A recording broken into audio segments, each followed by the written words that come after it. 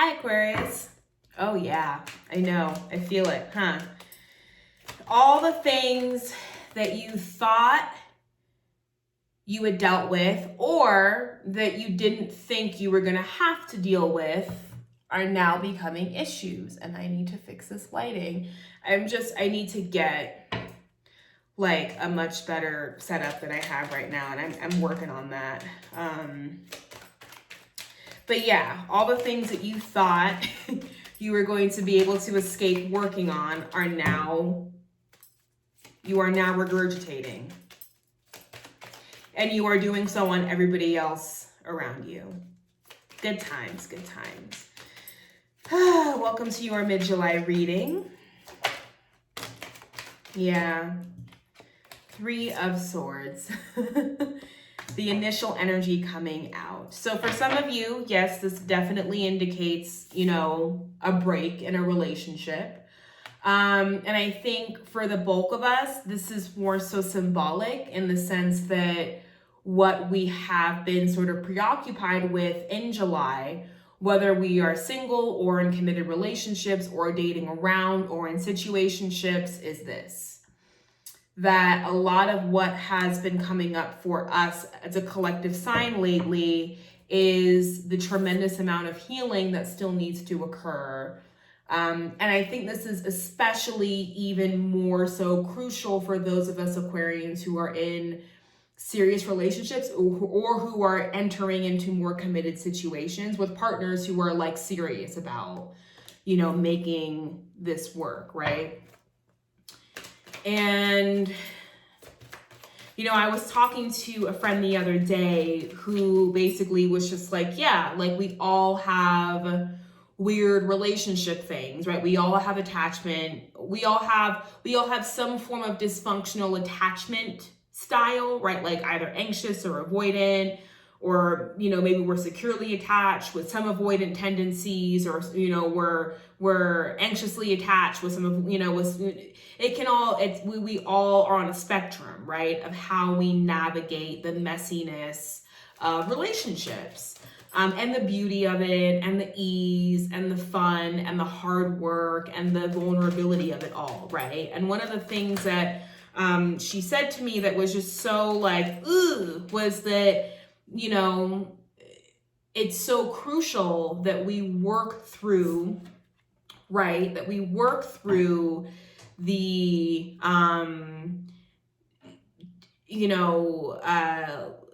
dysfunctional ways in which we navigate relationships, but most of the time we can usually only do that when we're in a relationship. Like we can usually only do that when we're in the thing that triggers this, right?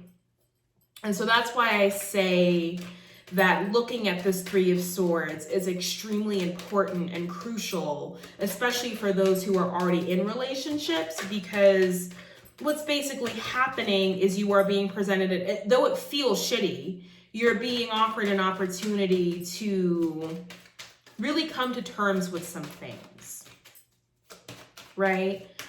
And to maybe have a chance at freedom, not outright, like it takes time, right? But to maybe have a chance at a fresh start, to have a chance at, what does it truly feel like to be in love in a way, to be in relationship in a way that feels totally new and fresh. I mean, not comparing, which, whatever, we all kind of do that a little bit, whether it's meant to be malicious or intentional or, meant to have meaning. But like, what does it mean to be in relationship where the past isn't right here on your shoulder? What does that feel like? So let's see. Let's see what you choose to do, Aquarius, because I think you have a choice, right? And I think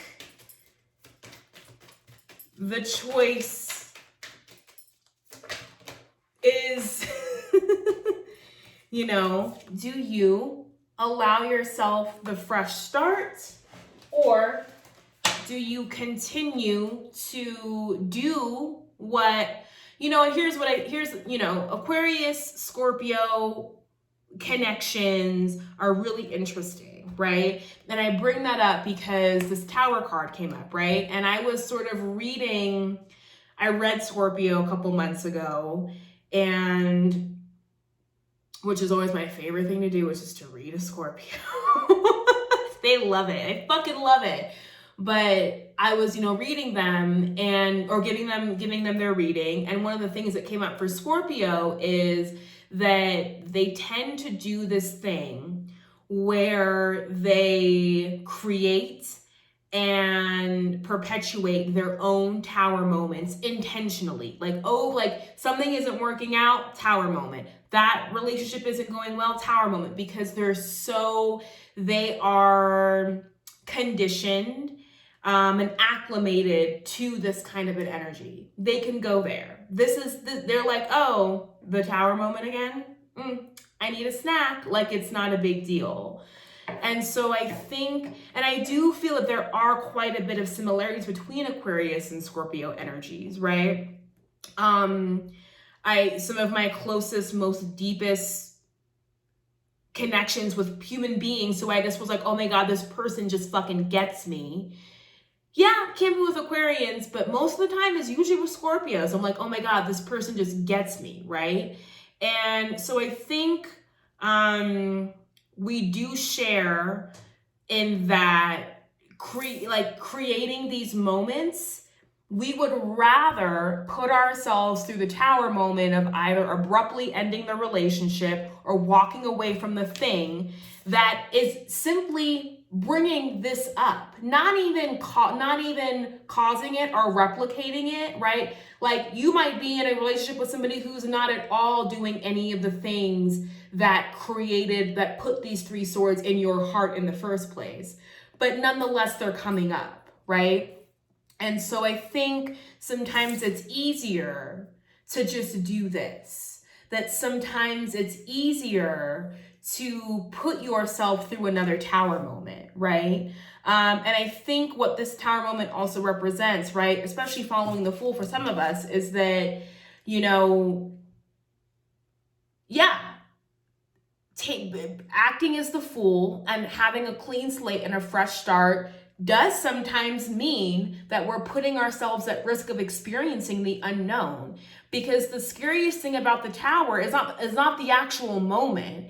Most of the time we know in the moment, like most of the time, like if your intuition, if you're good at listening to your intuition and you know what's around the corner and you can kind of follow that, you can kind of get a sense of like, yeah, some shit's about to pop off. Like you can kind of figure that out.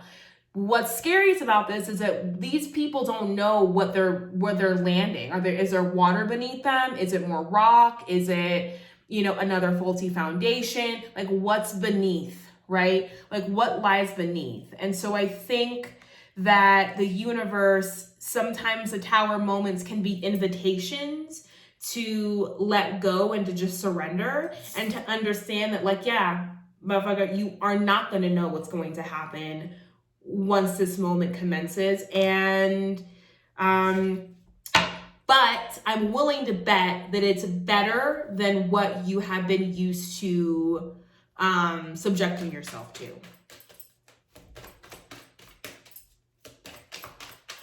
That it's better than subjecting yourself to, right? That really what actually comes after the tower moment is you gain control over this. Because what this does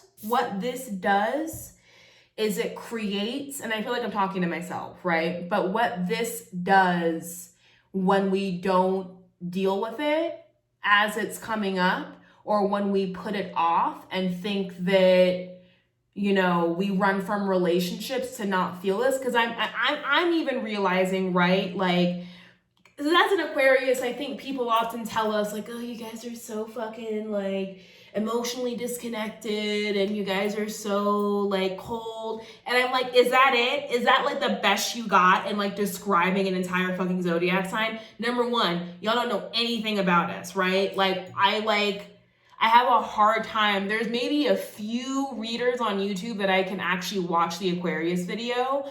because almost every single time people want to get on this bullshit that like we're emotionally disconnected. And I'm a Cancer moon, so maybe like I have a specific out where like I'm super sensitive, but I've also been with many Aquarius men. I've had a lot of Aquarius homies, like, and friends and family members. We're extremely sensitive. I don't know where this, but I think what happens is that we avoid, right? That there is an avoidance of becoming close or really connecting because the feeling and the sensitivity runs so deep that even when you don't mean to, and I'm saying this for the cross watchers, that even if you don't mean to, this comes up, right? Like this really fucking comes up. And that's why as Aquarians, we're also very good at like literally like killing people with our words. We're very good at looking at you, saying a sentence, and that's the end. Like, and you're just like, what the, you're just, because yeah, we like can go to those depths. And that's why I feel as though Aquarius, Scorpio bonds can be really great and also can feel really entangled at the same time. We all like that new word, entangled, don't we? But I feel as though with the Tower, you know, and what I was saying originally is that when we don't address, right, these swords, we begin to feel as though they run the show. So we begin to feel as though, like, you're not in control of your emotions. You're fucking not in control. Like, when you don't address this shit, you're not in control. Like, and so I think with the Six of Wands happening here is that it's an indication that if you want to be able to have victory, and by victory, I mean control and agency over how you feel at a given moment, you might have to surrender all control, which feels really backwards and quite paradoxical. But yeah, we have Ten of Swords and the Ace of Wands. It's time. It's time. Like, you've bled out on the floor for for enough. And it almost feels as though there's a part of you that really enjoys laying here with these swords in your back. Because as long as you have the swords, you know, jabbed into your back and you're laying on the floor, it's easy to say, well, they did it, or somebody else caused this, or I'm the victim, or, you know, I didn't ask for this. But with this Ace of Wands, I think it's inevitable that a new beginning occurs. A new way of living, really, a new way of relating to life. And I feel as though you've been bleeding out, we have the Ace of Wands here showing up, which to me also indicates that new vitality is immediately injected in. You know, and that Tower moment is going to feel like another Ten of Swords potentially, but I don't think it really is. Again, they're swords. It's all in the mind. It's all how you perceive the situation.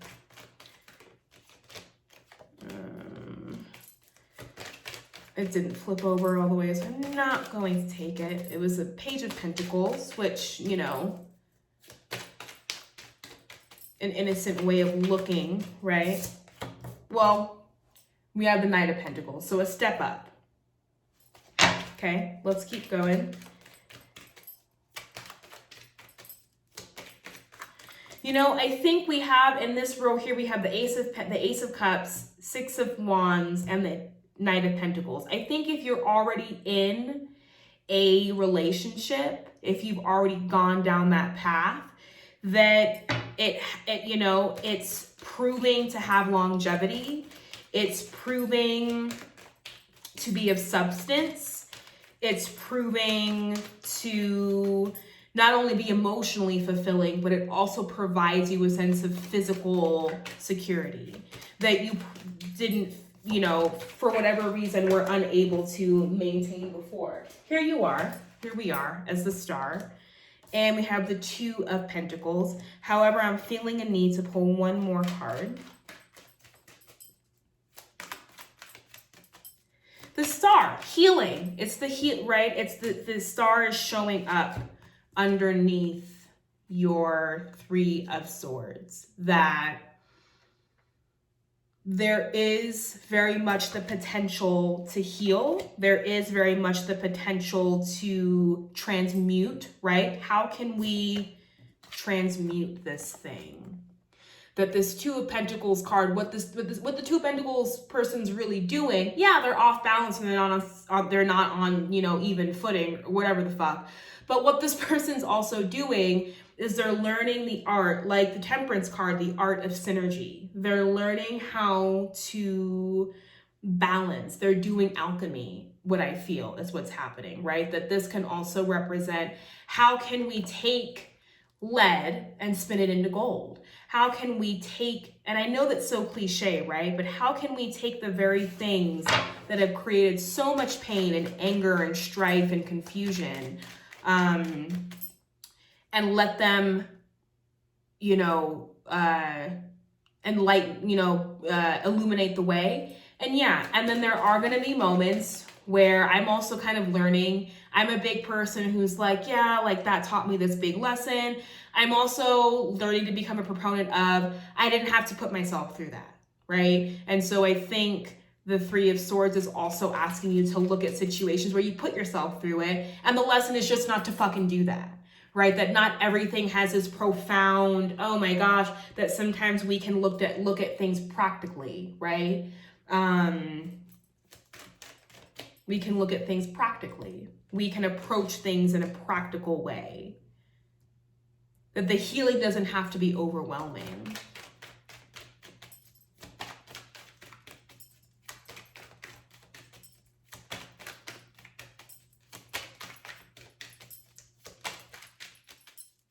But yeah, it's time to pull them swords at your back. That's a lot. Four of Wands and the Queen of Cups. So end of the month continues to bring, you know, if you are in a relationship and you are realizing that you need to really get to the heart of this, right? That you really need to be in a space to be ready to address and tackle these things. Just know that that the relationship that you're in proves to be stable, proves to be something that can be grounding for you, proves to be a home that you can return to in the midst of dealing with your Tower, dealing with your Ten of Swords, dealing with your Three of Swords, dealing with the really hard parts of this reading. The rest of the reading is great, right? You have the Three of Swords, the Tower, and the Ten of Swords. The Tower I don't even think is really a bad moment. It's an opportunity to step into the unknown, to get rid of the Three of Swords and the Ten of Swords, I feel.